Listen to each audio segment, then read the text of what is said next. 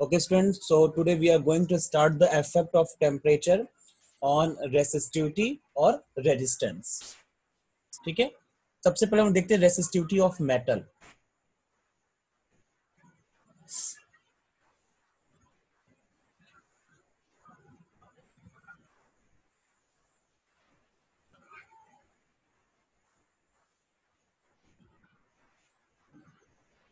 ठीक है, मेटल्स की रेसिस्टिविटी पे क्या इफेक्ट आएगा. हम रेजिस्टेंस का फॉर्मूला जानते हैं, R equal to M upon n E square tau L upon A. ठीक है, तो यहां से आप एक कंक्लूजन निकाल सकते हो. हियर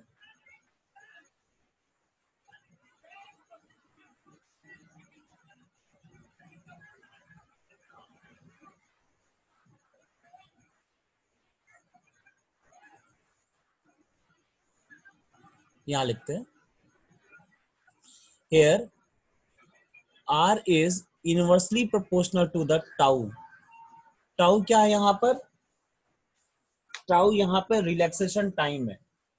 ठीक है, रिलैक्सेशन टाइम क्या होता है, तो रिलैक्सेशन टाइम वो टाइम होता है जब जो मटेरियल है इसमें फ्री इलेक्ट्रॉन्स होते हैं जो कि रैंडम मोशन करते हैं, और between the two successive collision the duration of time is called the relaxation time.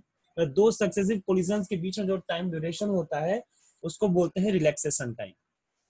ठीक है, तो यहाँ पे दिख रहा है कि आर जो है यानी कि रेजिस्टेंस जो है वो रिलैक्सेशन टाइम के इनवर्सली प्रोपोर्शनल है.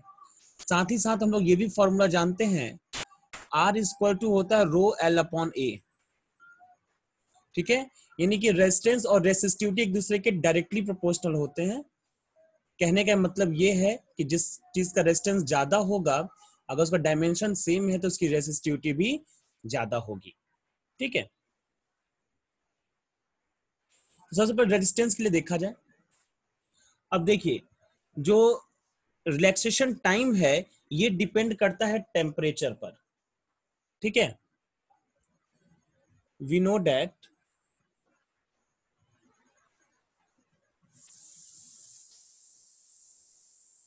tau depends upon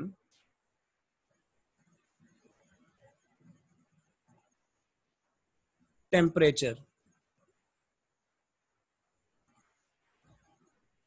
ठीक है, अगर हम लोग टेम्परेचर को इंक्रीज करेंगे तो रिलैक्सेशन टाइम डिक्रीज हो जाएगा. क्यों, क्योंकि अगर टेम्परेचर को इंक्रीज करेंगे तो जो इलेक्ट्रॉन्स का जो मोशन है वो और फास्ट हो जाएगा, और मोशन फास्ट होने की वजह से जो टाइम ड्यूरेशन है वो कम हो जाएगा. यहां लिखा जाए, if we increase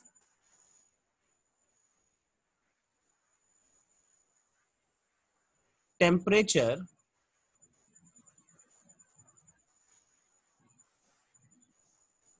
then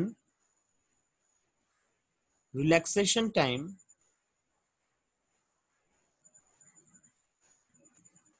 decreases and hence अगर रिलैक्सेशन टाइम डिक्रीज करेगा तो रेजिस्टेंस क्या होगा, इंक्रीज कर जाएगा, क्योंकि दोनों इनवर्सली प्रोपोर्शनल है. And hence resistance increases. ठीक है, तो यहां से एक बात साफ हो जाती है कि अगर टेम्परेचर बढ़ाएंगे तो हमारा रेजिस्टेंस बढ़ जाएगा मेटल्स का. ठीक है,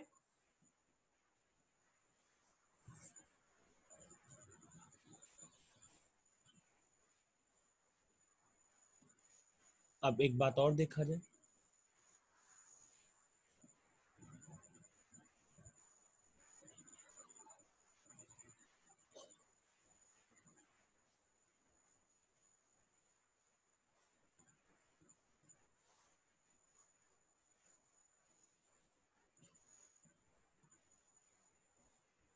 ठीक, एक लाइन ड्रॉ कर दो.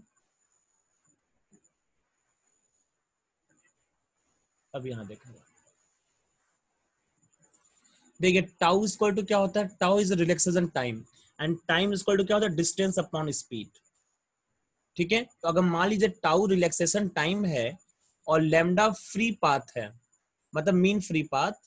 मीन फ्री पाथ क्या होता है कि दो कोलिजन्स के बीच में जो डिस्टेंस कवर किया जाता है उसको बोलते हैं mean path, mean free path, उसको लैम्डा से डिनोट करते हैं।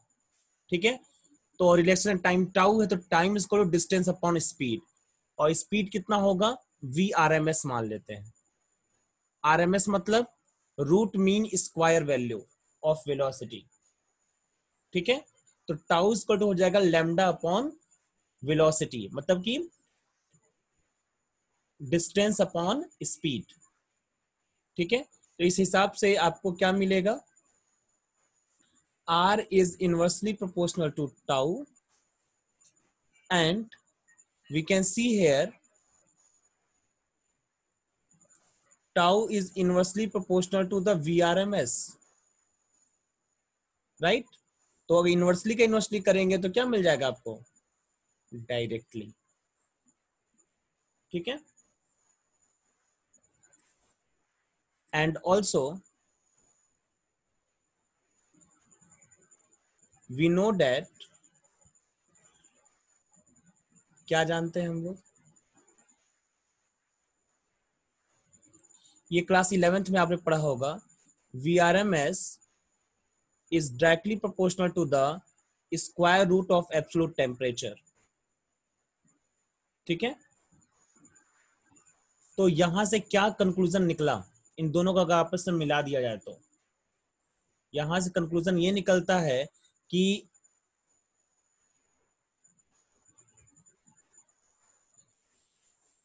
अगर टेम्परेचर, देखो समझो पहले, अगर टेम्परेचर बढ़ेगा तो वी आर एम एस बढ़ेगा, अगर वी आर एम एस बढ़ेगा तो रिलैक्सेशन टाइम कम होगा, अगर रिलैक्सेशन टाइम कम होगा तो रेजिस्टेंस बढ़ेगा। ओवरऑल रिलेशन देखा जाए तो टेम्परेचर बढ़ने के साथ साथ रिलैक्स रेजिस्टेंस भी क्या होगा, बढ़ेगा। ठीक है, उसी बात को मैंने यहां पर लिख दिया था इससे पहले इस लाइन में, if we increase the temperature then reaction time decreases and hence the resistance increases। ठीक है, अब आगे आते हैं। नाउ अब एक फॉर्मूला हम कैलकुलेट करना चाहते हैं कि अगर हमें किसी टी टेम्परेचर पर रेजिस्टेंस निकालना होगा तो उसका फॉर्मूला क्या होगा। ठीक है, now if R naught be the resistance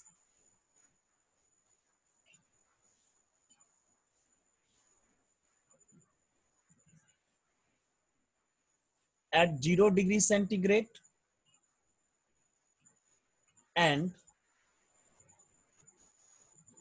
RT be the resistance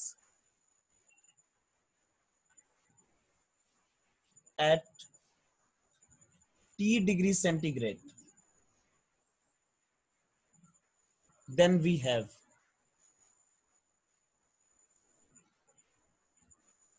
क्या होगा फॉर्मूला, फॉर्मूला होगा आर टी इक्वल टू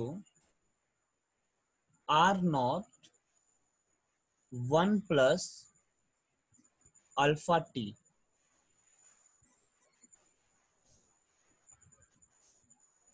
ये होगा formula, R T equal to R naught 1 plus alpha T. ठीक है, यहां पर अल्फा को बोलते हैं temperature coefficient of resistance. Here alpha is called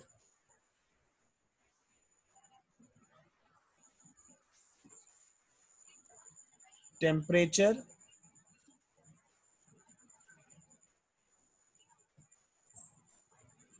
coefficient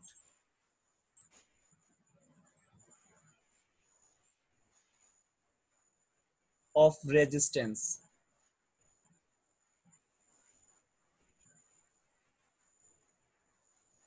of the material.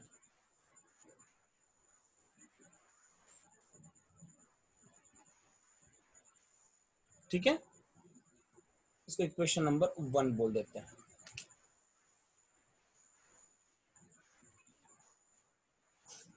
ये जो अल्फा की वैल्यू है ये आपको क्वेश्चन में दी रहेगी, टेम्परेचर दिया रहेगा, आर नॉट निकालने का तरीका या फिर आर नॉट डायरेक्टली दिया होगा और आपको आर टी कैलकुलेट करना होगा। ठीक है,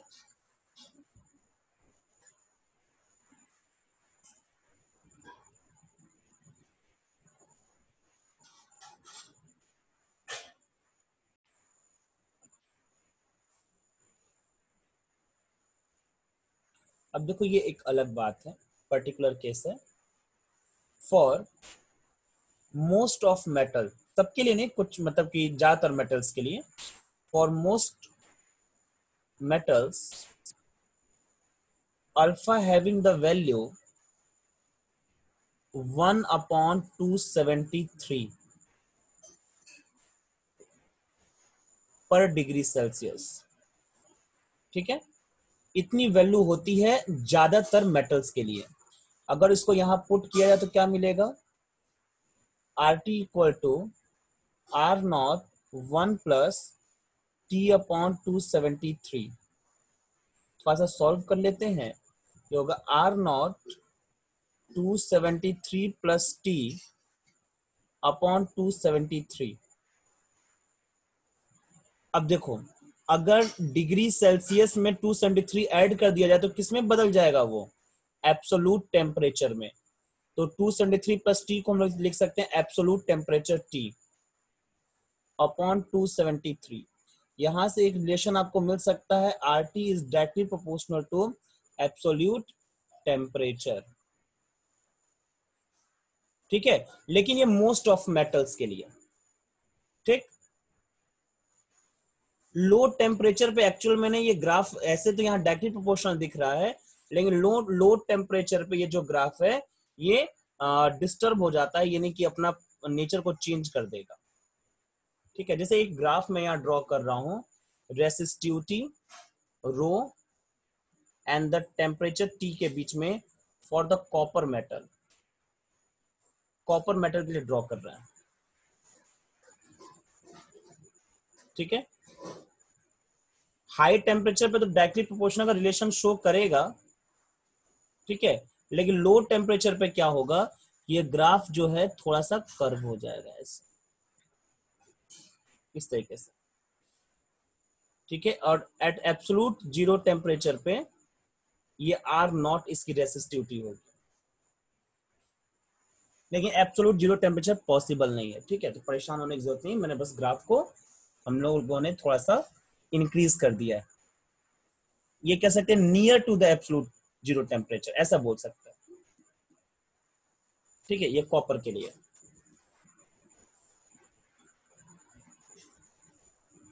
अब देखा जाए, ये तो पहले हम लोगों ने देख लिया रेसिस्टिविटी ऑफ द मेटल्स, अब देखा जाए रेसिस्टिविटी ऑफ एलॉयज।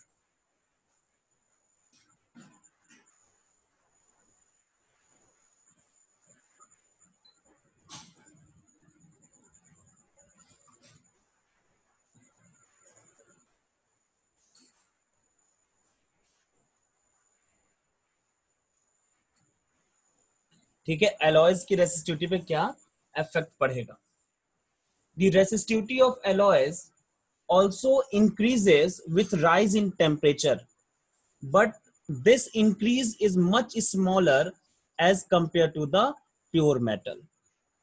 ठीक है ना, इसमें भी रेजिस्टिविटी तो इंक्रीज होती है, लेकिन इंक्रीज होने का जो रेट है वो काफी कम होता है।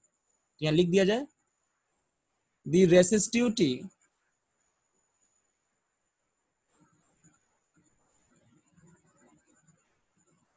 of alloys also increases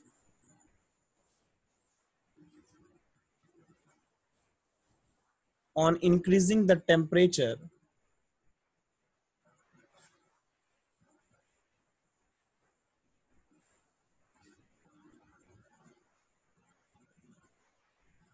but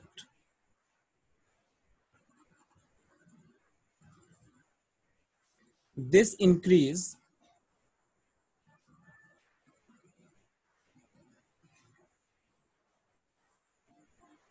is much smaller compared to pure metal.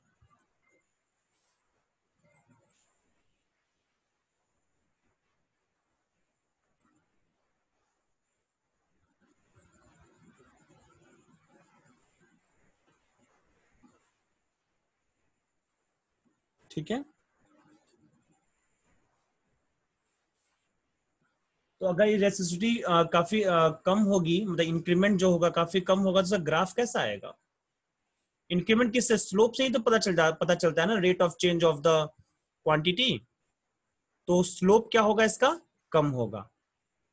तो जैसे कि एक हम लोग एलॉय ले लिया जाए निकोरम का, अगर निकोरम का एलॉय हम लोग ले लेते हैं तो उसका ग्राफ ऐसा आएगा, का स्लोप काफी कम आएगा। ठीक है, ये रेसिस्टिविटी है और ये टेम्परेचर है, ये ओरिजिन है, और हम लोगों ने वायर लिया है निकोरम का।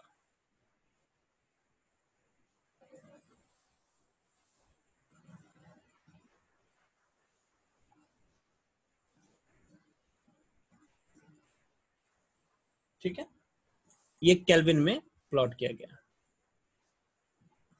और ये ओम मीटर में ले लेते हैं।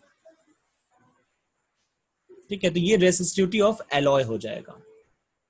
अब देखा जाए रेसिस्टिविटी ऑफ सेमी कंडक्टर।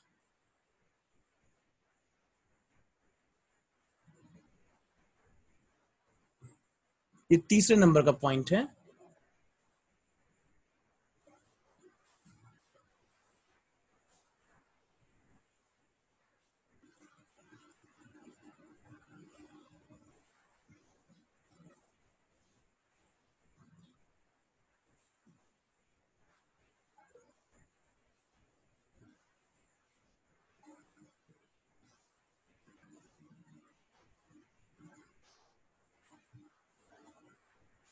ठीक है, तो सेमी कंडक्टर का जो नेचर होता है वो मेटल से डिफरेंट होता है।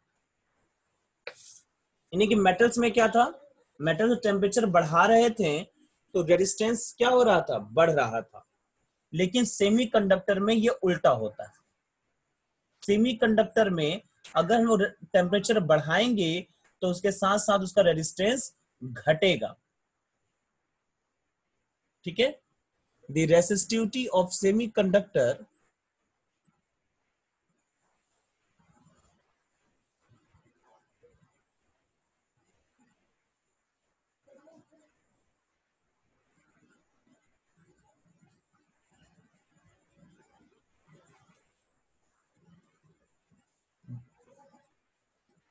decreases on increasing the temperature.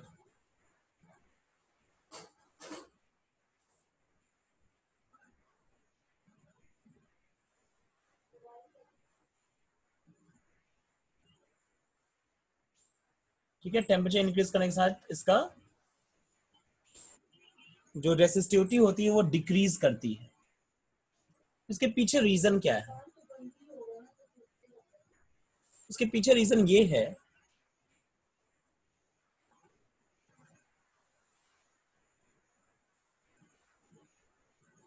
Are का फॉर्मूला क्या होता है, M N E square tau L upon A. यहां पे आप देखोगे तो इस टर्म को बोलते हैं, एन को क्या बोलते हैं, नंबर ऑफ फ्री इलेक्ट्रॉन। ठीक है, तो सेमी कंडक्टर में क्या होता है कि अगर हम टेम्परेचर को इंक्रीज करेंगे तो नंबर ऑफ फ्री इलेक्ट्रॉन भी क्या होता है, इंक्रीज होता है। और अगर number of free electron increase होगा तो रेजिस्टेंस क्या होगा, डिक्रीज। और अगर रेजिस्टेंस डिक्रीज होगा तो रेसिस्टिविटी क्या होगी, डिक्रीज होगी। ठीक है, तो इसीलिए जो number of free electrons increase होने की वजह से इसकी रेसिस्टिविटी डिक्रीज हो जाती है। ठीक है, या हम बोल सकते हैं कि कंडक्टिविटी इंक्रीज हो जाती है। ठीक है, ये भी लिख सकते हैं। conductivity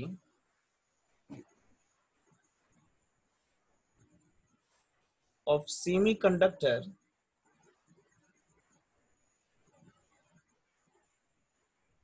increases on increasing temperature.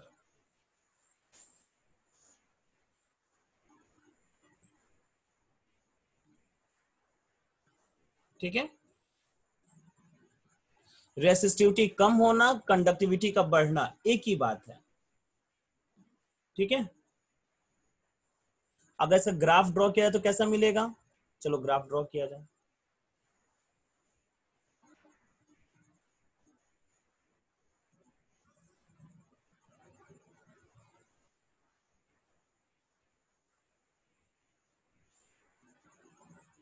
कोई सेमीकंडक्टर के बारे में सोचिए, तो दिमाग में सबसे पहले नाम आएगा सिलिकॉन और जर्मेनियम का। ठीक है, उसी में से किसी को ले लेते हैं। इन दोनों का जो ग्राफ होगा वो कुछ इस तरीके से आएगा।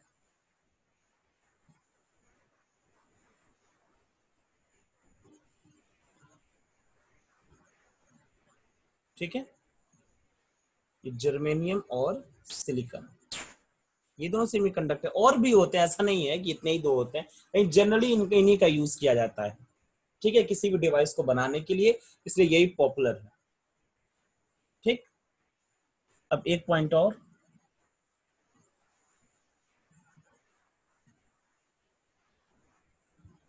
Resistivity of electrolyte.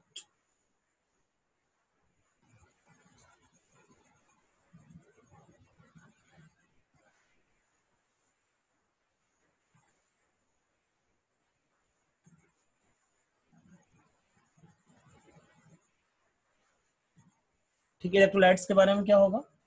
The resistivity of electrolytes also decreases with rise in temperature. ठीक है, सेमीकंडक्टर की तरह इसका भी रेसिस्टिविटी डिक्रीज करेगा with rise in temperature. The reason, क्या रीजन है? The reason is that with rise in temperature the viscosity of electrolytes decreases so that ions get more freedom to move inside the electrolyte.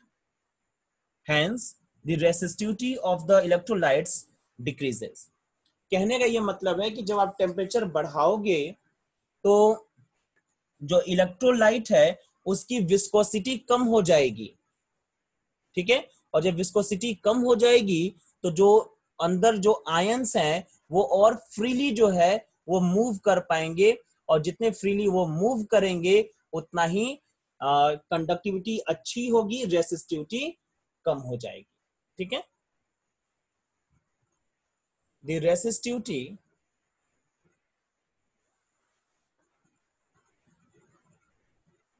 Of electrolytes also decreases with rise in temperature.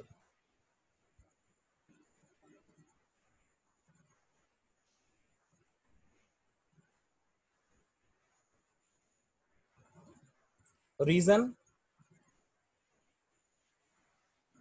क्या है? When temperature will increase, then viscosity will decrease. और जब viscosity decrease करेगा तो इसका क्या मतलब है? Electrons will move more freely. This implies that ions will move more freely, which reduce the resistivity.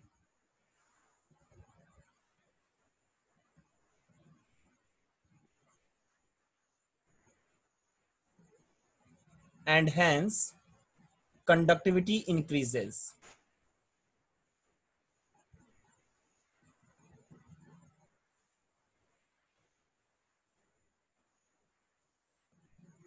ठीक है, तो ये पॉइंट्स हैं। टेम्परेचर पे डिपेंडेंसी किस तरीके से रेजिस्टेंस और रेसिस्टिविटी की होती है मटेरियल्स की, उसके बारे में हम लोगों ने इस टॉपिक में देखा।